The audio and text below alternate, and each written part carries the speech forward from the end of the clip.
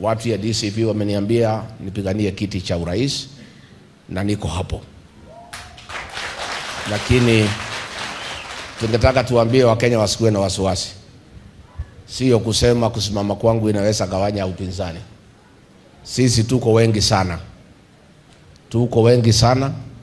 Tuko na Dr. Kalonzo Musyoka, tuko na Fred Matiang'i, tuko na Martha Karua, tuko na Eugene Wamalwa, tuko na Justin Muturi, tuko Fred Matiang'i na kila mtu na mimi.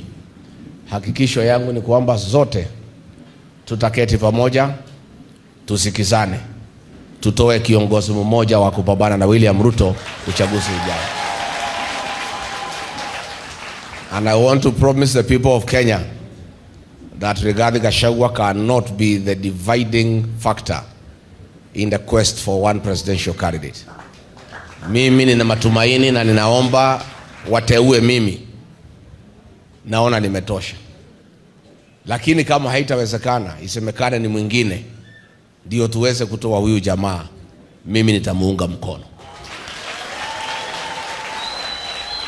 So we want to clarify to the people of Kenya that our objective, our plan, our quest to have one single presidential candidate still stands.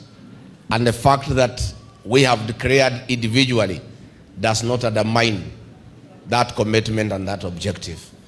So musijali, tutaketi chini, tukubaliane hapo mbele. Lakini saa hii kila mtu atafute umaarufu wake, si ndio? Kila mtu you go and consolidate your support. Kila mtu azunguke, atengeneze chama yake ikuwe strong, atafute wafuasi. Kila mtu wako huru na sote tuko pamoja. Then hapo mbele tutaketi tuulizane kati yetu nani yako na umaarufu ya kutosha ya kupeperusha bendera na ya kuleta ukombozi katika Jamhuri ya Kenya.